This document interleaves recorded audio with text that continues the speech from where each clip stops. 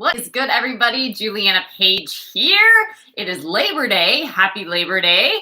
And I wanted to share a message about turning up the power. That seems appropriate, right? On Labor Day, maybe you're thinking about recharging. Hopefully you don't have to work, but really just taking a step back from the norm in what you are in the habit and practice of doing every day to think about what is all that labor for, right? Why do you do what you do? How can you kind of pull back for a second so that you can go back in and crush it? Okay. So I want to talk to you about turning up the power, which is hilarious because I think about that song, I've Got the Power. Like I'm busting out dance moves in my head to that. As a little girl, I used to be in all the dance classes and jazz and all that. So I'm sure I've got moves for that song. Snap. Okay. So turn up the power. What does this mean? This actually, I believe, has to do with your relationship with God. And there's things that we can do to turn up the power. And there's things that we can literally do to turn it all the way off. And it's also like a circuit breaker, right? So living in a home, if you are, this happened to me recently, actually. I had like several things plugged into this wall in the kitchen. And I went to plug in my coffee maker and it wouldn't turn on. There was no power. And I'm like, interesting. So I didn't know what was going on, right? But then what do? I go to the circuit breaker where there's all of these circuits, right? And you can see which one maybe is lit up that has the power, and you flip it and then all the power comes back on. So turning up the power is similar to flipping a circuit breaker, okay? And we need to do that on occasion because we don't realize that we've short-circuited our power, all right? So that's sort of the visual to help you understand where I'm coming from. But first and foremost, God has a plan for you, a purpose for you, relationships for you, connections for you, opportunities for you, a purpose for you that is far greater than you dare ask, think, or imagine. Jeremiah 20:11, right? He promises to give you a future and a hope. His plans for you are not for evil, right?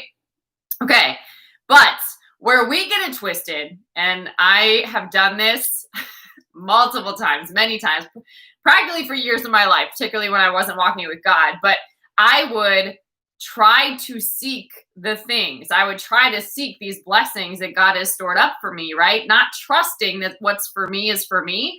And so I would go out trying to seek these things, right? Exerting all of this power, all of this energy to go and get the thing, whether it's I need this opportunity, I must have this connection, I need whatever it is for you, right?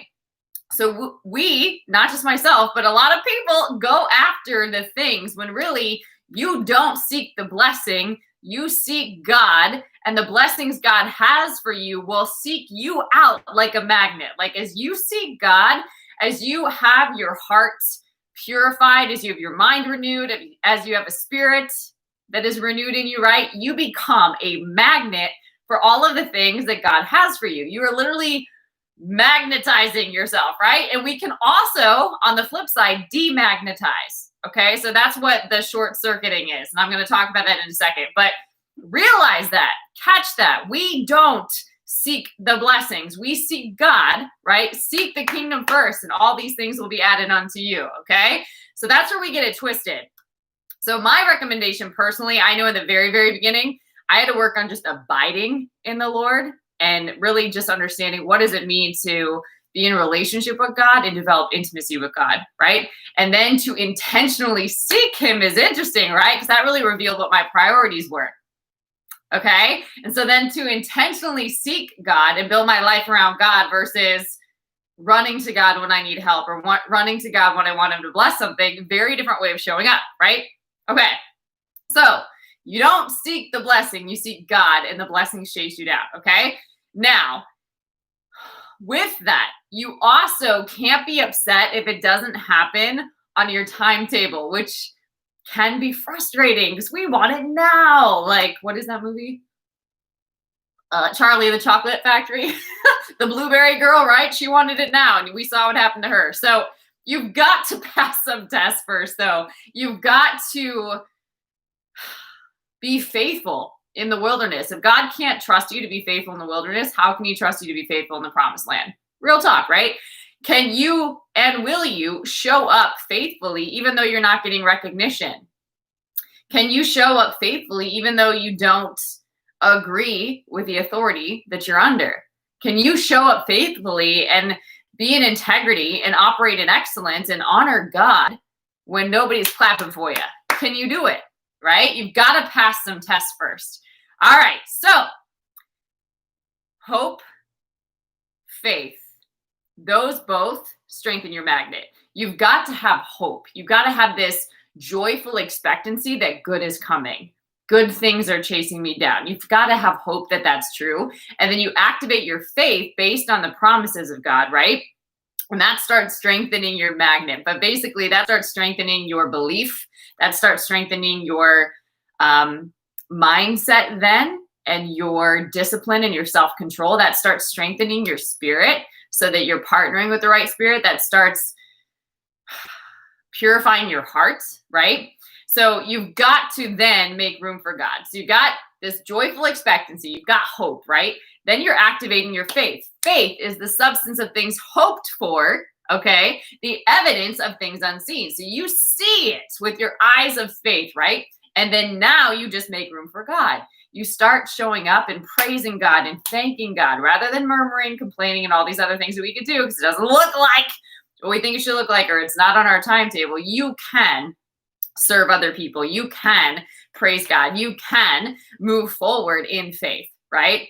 Because without faith, it's impossible to please God. So keep that in mind. Now, how can you just strengthen your magnet in general, right? How can you turn up the power, right? I got the power. You got it, but you got to turn it up, right? So how do you do that? One, spend time with God on a regular basis. This is not a Sunday thing. This is not a Labor Day thing. This is spend time with God on a regular basis and make that a priority for you. Find out when you are going to have dates with God, whatever you want to call them. But when is your time with God? If you would pencil in somebody that you're desperate to meet in the world, some great connection that can open some door for you, but you won't do that with God, just saying. Okay, so spend time with God on a regular basis.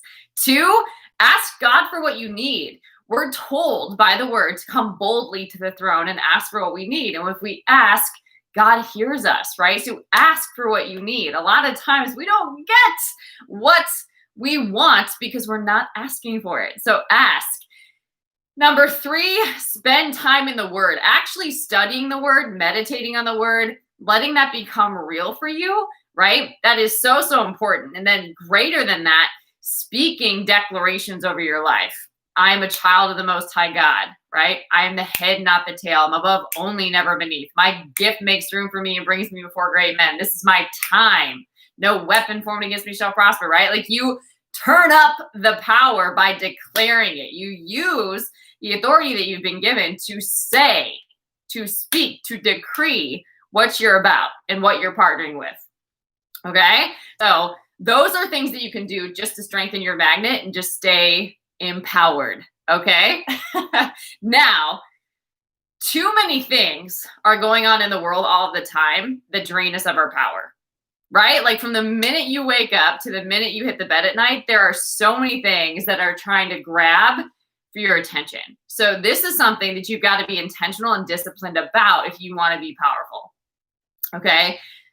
Joyce Meyer says you can be pitiful or you can be powerful, but you can't be both, which I think is absolutely true, right? You get to decide how you're going to show up, but I think that that is a very interesting truth because a lot of times we don't think that it's a choice to be pitiful, but it is. You choose that. So you don't have to do that. So let's transition then into what short circuits your power. Okay, what things do that? I'm just going to give you three for the sake of time, but you could probably just do an assessment of your own life and find out what those things are. But number one is complaining. OMG, complaining, right? We love that. So let me talk about it. Philippians 2:14-16. Do everything readily and cheerfully. No bickering, no second guessing allowed. Go out into the world uncorrupted, a breath of fresh air in this squalid and polluted society. Provide people with a glimpse of good living and of the living God. Carry the light-giving message into the night, so I'll have good cause to be proud of you on the day that Christ returns. You'll be living proof that I didn't go to all this work for nothing. Woo! So we are not here to be complainers. We're not here to just vent, to gossip, to talk about what's not going well. And if you think about it, you really don't like spending time with people like that, right? Like, it gets old real quick. All right. Next, 1 Thessalonians. Let me grab it. This one is 1 Thessalonians 5:18. Be cheerful no matter what. Now, why do you think a word is going to tell us that? Because it's going to be easy not to be cheerful. You're going to have an option to not be cheerful. But be cheerful no matter what. I don't care is basically what this is saying. I don't care what the situation is, what the circumstances, what your feelings are telling you, whatever thoughts are going through your mind. Be cheerful no matter what, okay? Pray all the time. Versus complaining, you can pray all the time. Thank God no matter what happens. Not for what happens, no matter what happens. This is the way God wants you to belong to Christ Jesus. Okay, and then let's move on. You're getting the idea with complaining. Next one, that is a short circuit to your power. Self-pity. Feeling sorry for yourself is not an answer to your breakthrough. For real though, feeling sorry for yourself is not an answer to your breakthrough. And I have a perfect example of this. It's John 5:7-9. Sir, the invalid replied, I have no one to help me into the pool when the water is stirred. While I'm trying to get in, somebody else goes ahead of me. Right? Then Jesus said to him, get up. Pick up your mat and walk. At once, the man was cured. He picked up his mat and walked. Okay, so a lot of times we can have self-pity. I didn't have the right upbringing. I don't have access to the right resources. I don't have, I'm not enough. I'm not worthy. Why me? Right? How come I walk through this? How come I'm experiencing this? How come that person gets this, yet I'm here, right? We get into this self-pity place, and it's never a good thing. And feeling sorry for yourself is not the answer to your breakthrough, and it will never be the answer to your breakthrough. And you have God. You might not have people in every season, right? But you have God, and you and God are majority. You and God are more than enough, okay? And if you get in agreement with God, he will get you in agreement with everything that he has for you. And then lastly, this one is big. So complaining, so we're frustrated or things aren't going the way we expect them to. Self-pity because we're just fed up, or maybe we're comparing, or maybe we're jealous, or, you know, we've been on social media for too long. And then this last one is when life is going well. So a lot of times we take the glory versus understanding or recognizing that the glory belongs to God. So when you take the glory, you're actually demagnetizing yourself. You're short-circuiting your power. So grace and mercy are of God. Every good and perfect gift from above is of God. And so I will give you an example of this one too. It is Isaiah 42:8-9. Dun, dun, dun. God's message. The God who created the cosmos, stretched up the skies, laid out the earth and all that grows from it, who breathes life into the earth's people, makes them alive with his own life. I am God. I have called you to live right and well. I have taken responsibility for you, kept you safe. I have set you among my people to bind them to me, and provided you as a lighthouse to the nations, to make a start at bringing people into the open, into light, opening blind eyes, releasing prisoners from dungeons, emptying the dark prisons. I am God. That's my name. I don't franchise my glory. Don't endorse the no God idols.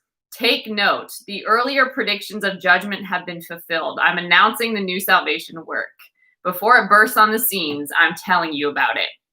So all glory belongs to God, and we short circuit our power when we act as if we are self-made, when all that we're doing is because we're so awesome, when all that is good that is flowing in our life is of our own making and of our own doing. Not so. Okay? You literally did not form yourself. You didn't create your purpose. You didn't put breath in your body, and you're not in control of literally the life force flowing in you. You can decide, because you have free will, what to do with your life, but God has control over you.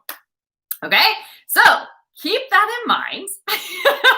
If you want to turn up the power, as I mentioned, spend time with God, ask for what you need, spend time in the Word, work your declarations, and pay attention to what short circuits your power so you can be aware of that.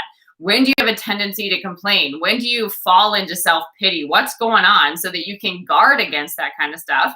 And how do you avoid the temptation to take all of the glory for things that are going well in your life? How can you walk humbly in excellence and integrity in partnership with God, co-laboring with Him to bring about the fullness of His plans for you? It's a good question. All right, guys, I hope this message blessed you and is a great reminder about how you can turn up the power in your life. If you want more access to some of the tools that I have going on here, whether that's coaching, a self-mastery course, and other exciting things to help you stay strong and in your power and in your authority, visit julianapage.com.